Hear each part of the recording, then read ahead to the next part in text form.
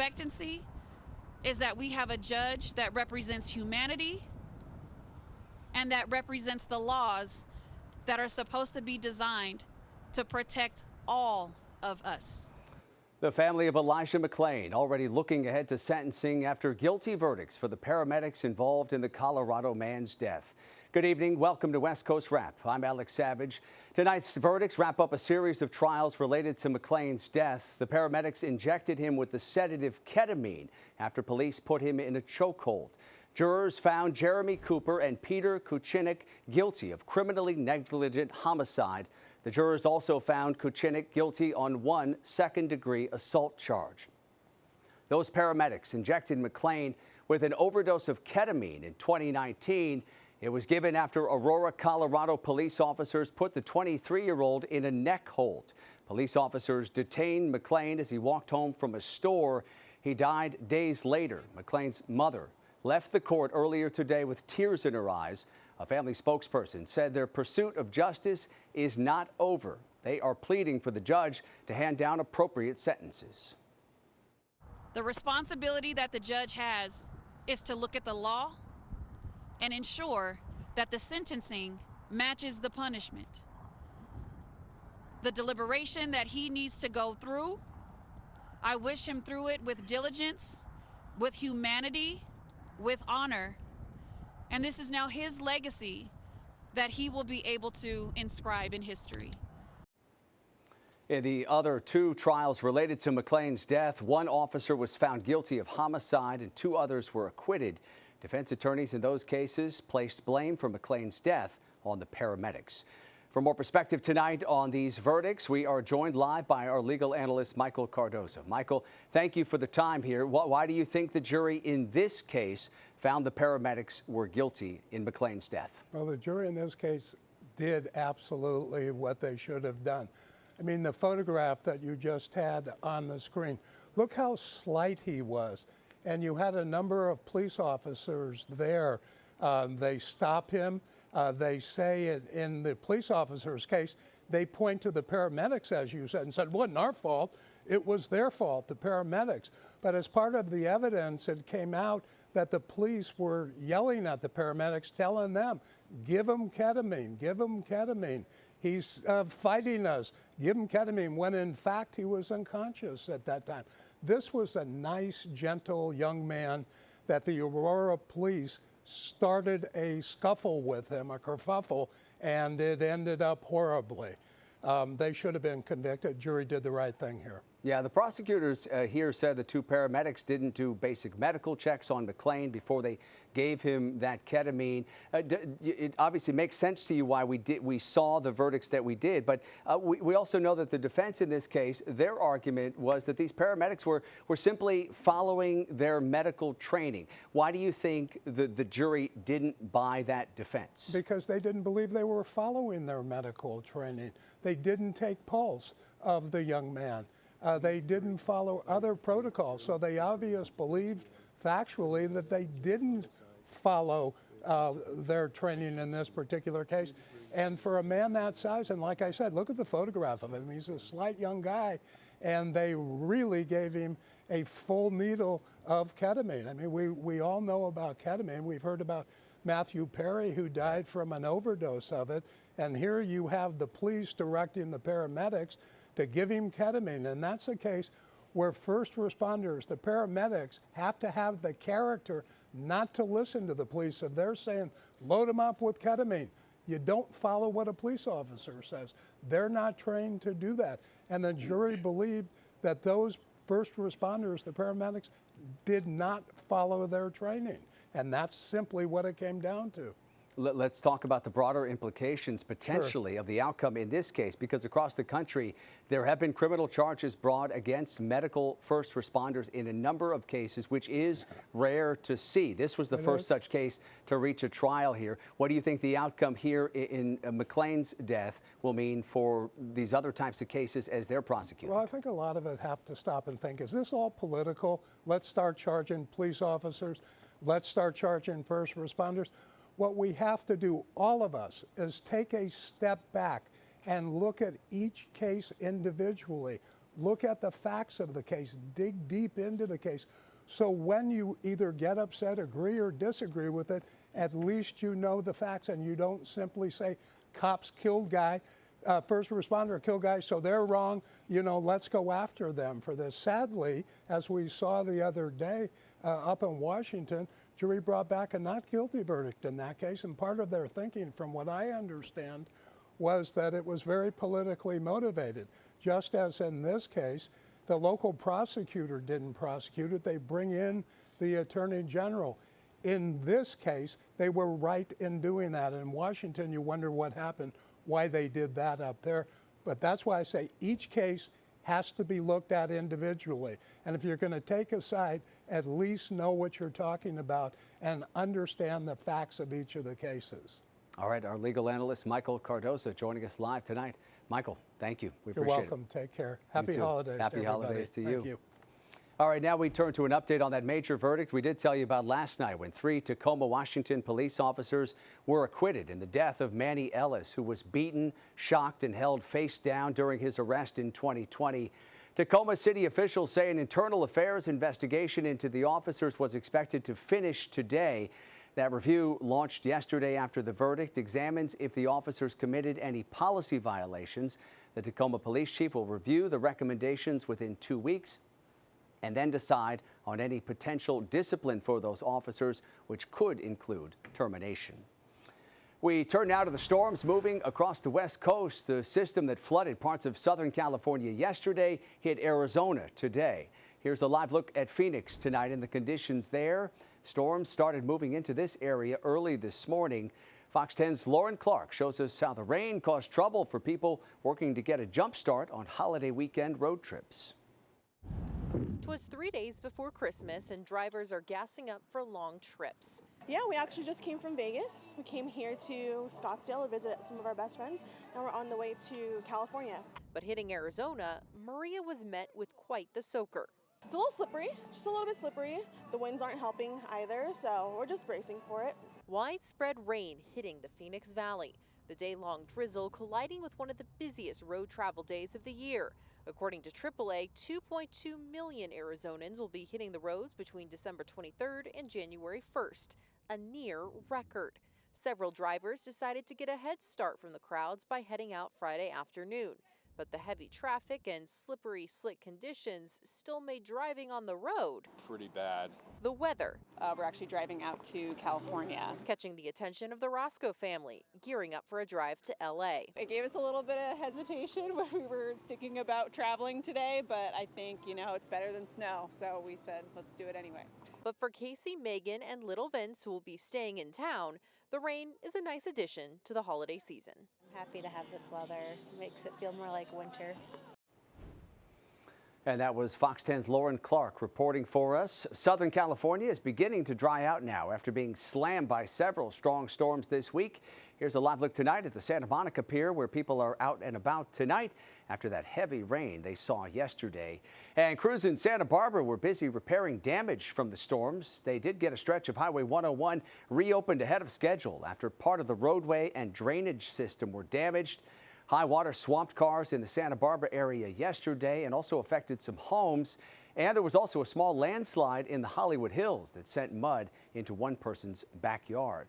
And up north, rain is returning to the Pacific Northwest. Here is a live look at conditions in Seattle, where clouds have been blanketing the region throughout the day.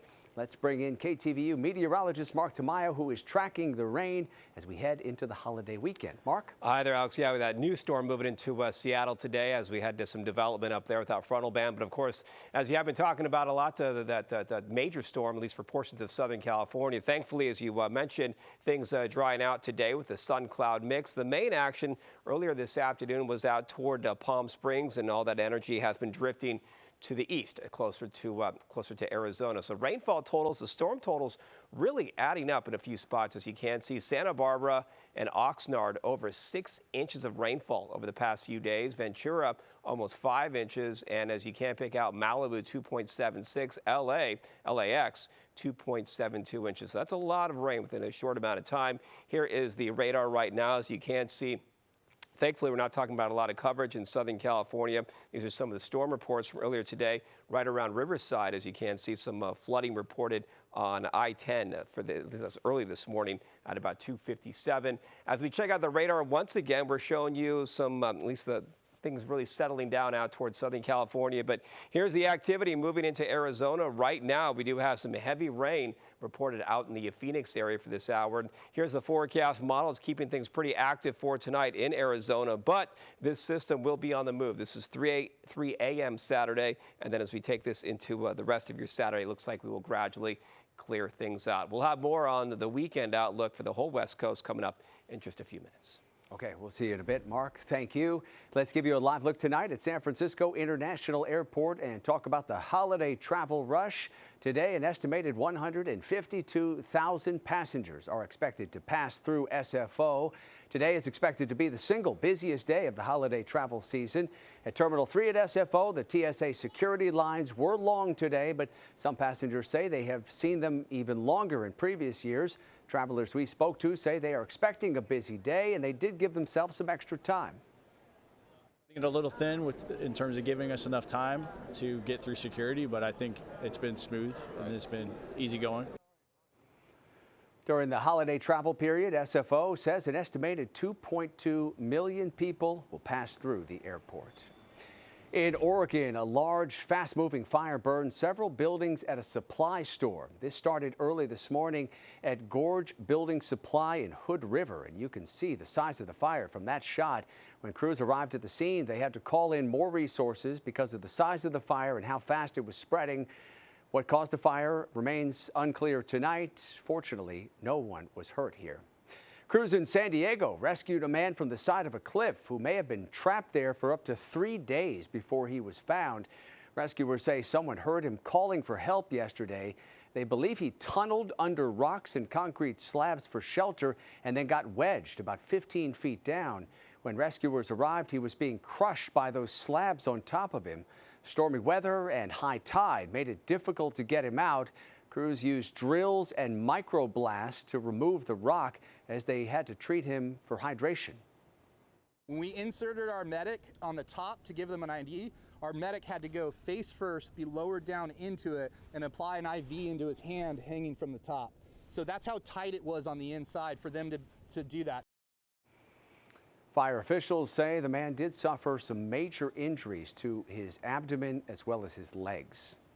Coming up tonight on West Coast Wrap, 16 buses full of migrants show up in Denver in less than 48 hours. Up next, where they're coming from and why some believe the city is prepared or don't believe the city is prepared for this influx. Also, we'll show you how UPS is turning to technology to protect your packages from thieves.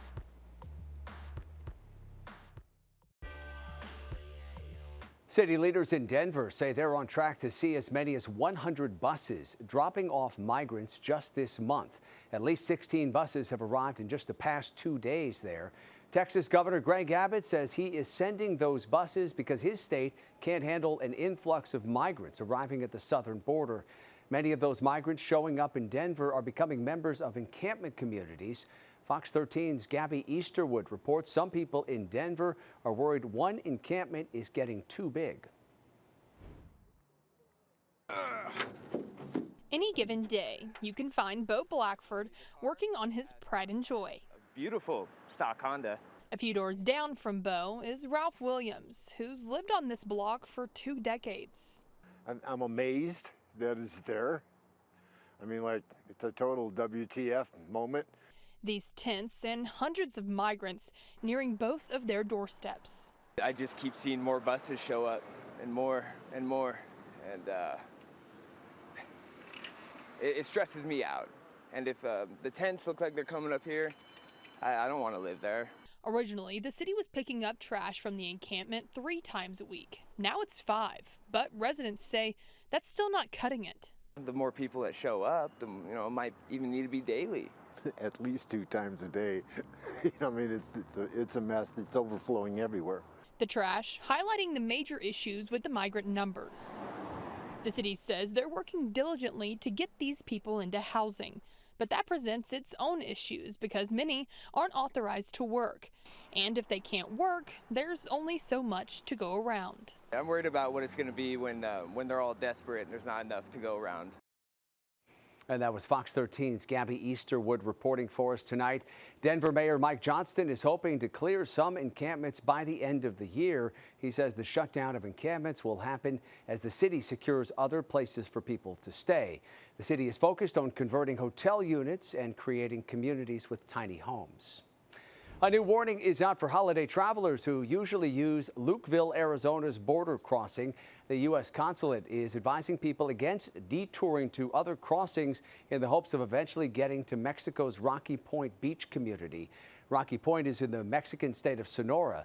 That area is under a travel advisory because of a high risk of crime. Usually travelers headed to Rocky Point would use Lukeville's border crossing. That crossing has been closed to traffic for nearly 2 weeks because of an influx of migrants in the area. Closing the crossing allowed Customs and Border Protection workers to dedicate more resources to helping migrants begin the asylum process. Newly released footage shows the moment officers in Southern California pulled a driver from a burning car. Smashing the back window, someone's still trapped inside. Hold on. Hey, give me your hand. Give me your hand. Come on. Come on, give me your hand. Come on, come on, come on. Yeah, you're doing good. Come on. This dramatic video from the Chula Vista Police Department shows that rescue back on October 13th. It took just under 4 minutes for the officers to pull the victim to safety along Interstate 5. 3 officers were injured in the process. The man who was rescued spent 4 weeks in a coma before regaining consciousness.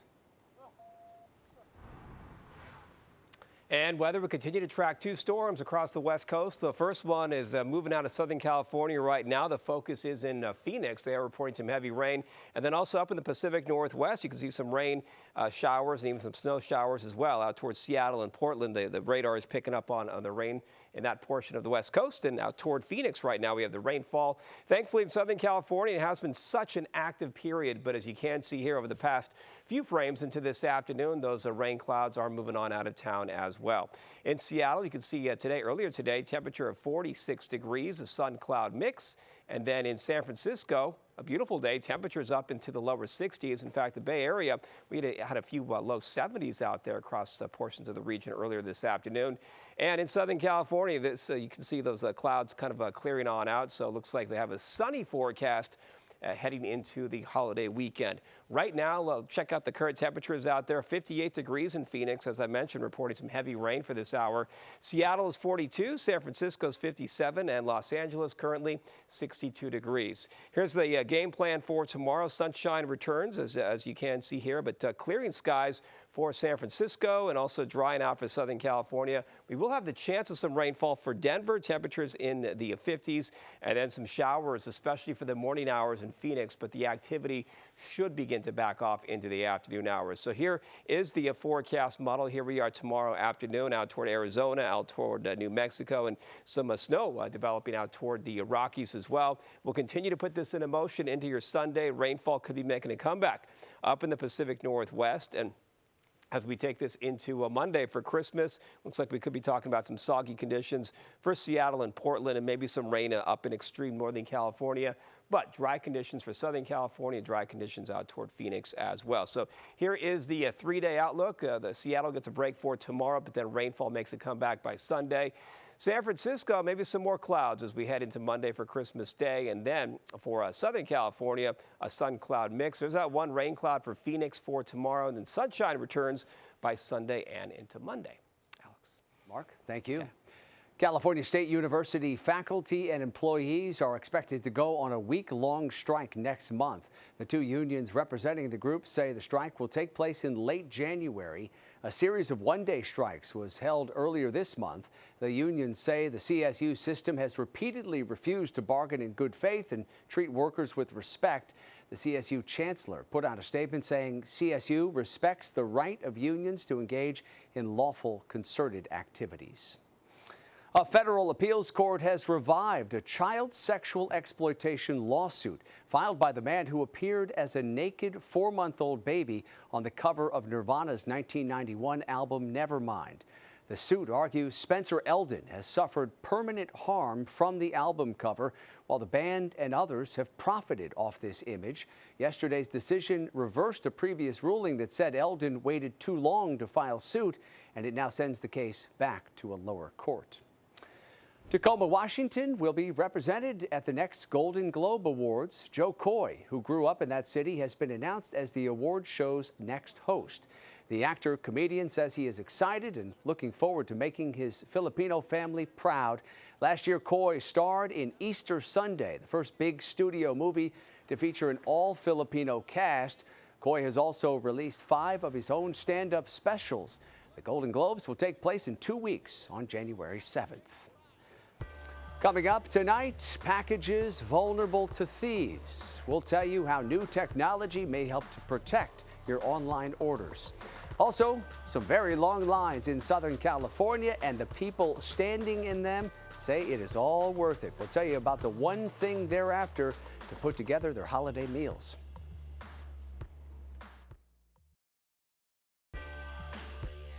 Growing problem of thieves stealing packages off of porches is prompting delivery companies to come up with some new ways to keep your shipments safe. Fox 10's Lauren Clark shows us how UPS is turning to new technology. They pillage packages and steal the treasure inside. Porch pirates are the worst. But now UPS is trying to fend off their bad deeds with new AI technology. With this advanced analytics and this tool that we have created, it's a game changer. Archita Prasad with UPS Capital says it's called Delivery Defense. It uses billions of data points in the UPS network, historical shipping information, and machine models to track patterns.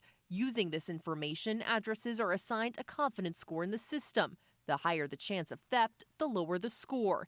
If the score makes a merchant concerned, they can choose a safer reroute location. One option is UPS Access Points, partner stores that UPS says 92% of the population lives near. Prasad says the technology is designed not only to help package recipients, but merchants too. One bad experience can make them lose their customers. So it's very important that they are able to successfully deliver the packages. Well, finally tonight, making tamales is a holiday tradition for many families. And in Southern California, waiting in long lines for one key ingredient is part of that tradition as well. This was the scene this morning at the Amapola Market in Downey, just outside of Los Angeles. This market is known for its masa, the dough that's needed to make tamales. The store CEO says he appreciates customers' willingness to wait quite some time for their product. Some people who waited in line today said they expected to make about 30 pounds of tamales for families over the holidays. They are committed to making those tamales here for the holiday season. We wish you the best this holiday season. We appreciate you watching West Coast Wrap. You can stay up to date on all the stories we are covering online. Just head to westcoastwrap.com. And remember, you can stream all our shows on your smart TV by downloading the Fox Local app. Have a good night.